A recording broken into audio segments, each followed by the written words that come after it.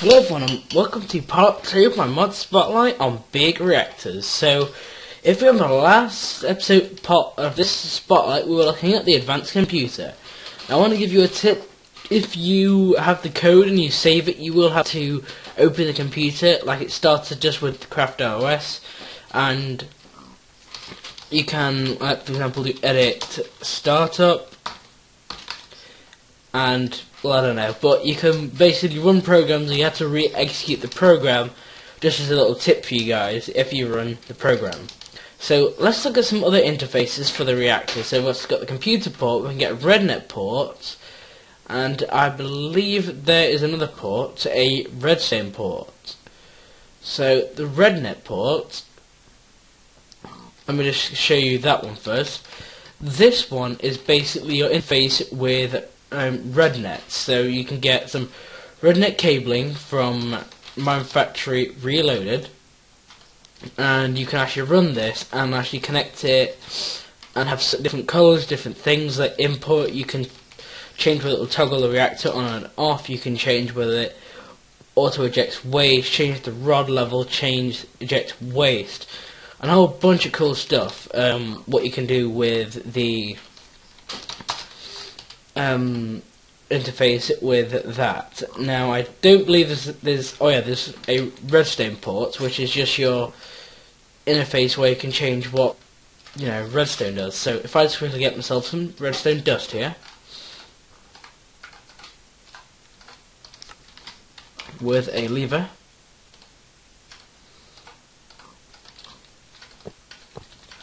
if I just run this into here, I can toggle where that turns on and off the reactor.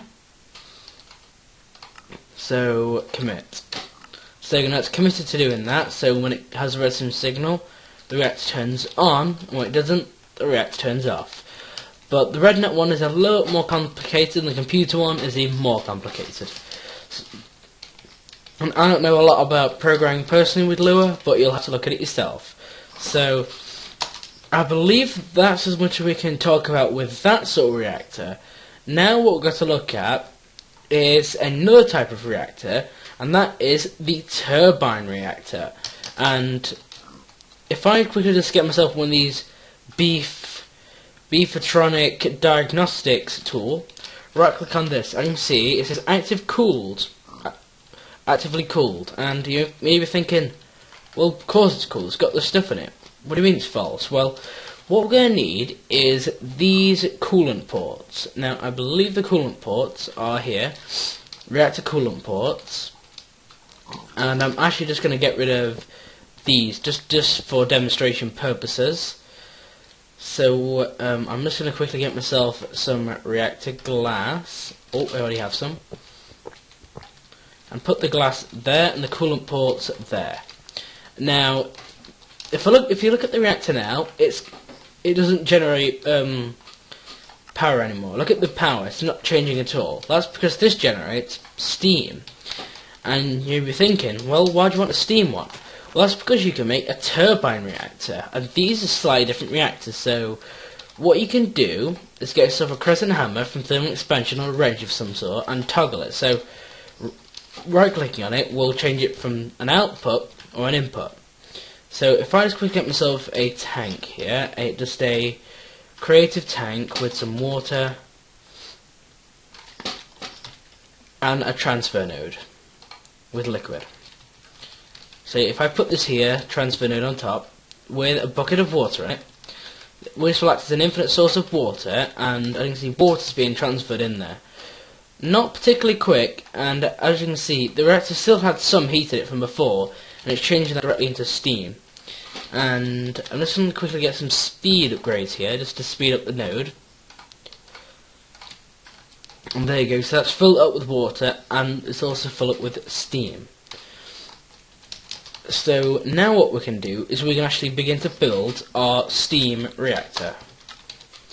Because the steam is actually usable with the other types of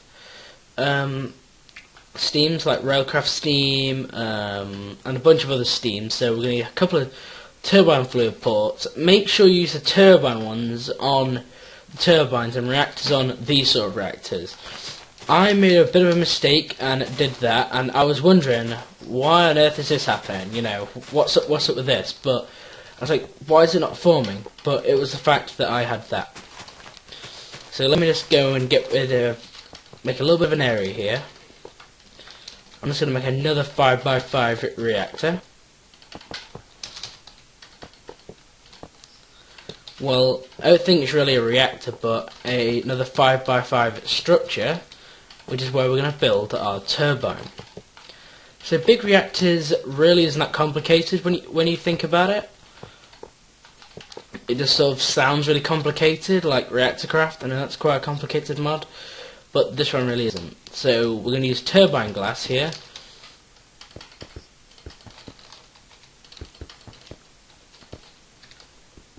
To make our structure. And we're also going to put in the port. Now for some reason these are the opposite, so red is input, blue is output on these. I did not know that, and I got a little bit confused when I did it before, when I was just experimenting with the mod and I had to go and look up a few spotlights on the mod to learn about it myself, but I thought I would share the knowledge with you guys. So as you can see, this is not a complete, so we need the stuff inside the reactor, of course, and that will be a rotor bearing. We're going to need one of these in the bottom of the reactor, and then we're going to need reactor shafts going up the top of the reactor. We're also going to need, oh, I can see it's actually forming a multi-block structure now. I'm actually just going to break that though. I'm going to add some rotor shafts. Not rotor shafts, wait, they're not the right ones. We need the rotor blade, that's it. And these will actually spin around and make the electricity, but we need a block, and Ludicrite block is, as I said, it was the best one, and you can actually put these in, and you can actually put 8 of them down, and these are your coils, which you will transfer, which will basically collect the electricity for you. So if I just quickly put these on here, put the Ludicrite back, and put the turbine housing there, and as you can see, the interface is, well, it looks, you know, it doesn't look that different to the other one. So if I, so this is where the water comes in, and what I'm actually going to need is you're going to need a way to actually transfer the liquids from one another. I recommend using extra utilities transfer nodes. Let me just get some speed upgrades.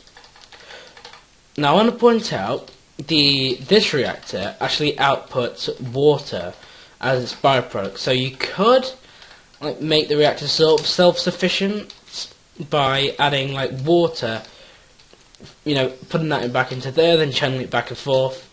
I don't know, you guys can probably figure something out. Now I'm going to turn on this reactor just so it generates some sort of amount of steam. I can see it is making some cyanide ingot, so when it has enough it will make an ingot.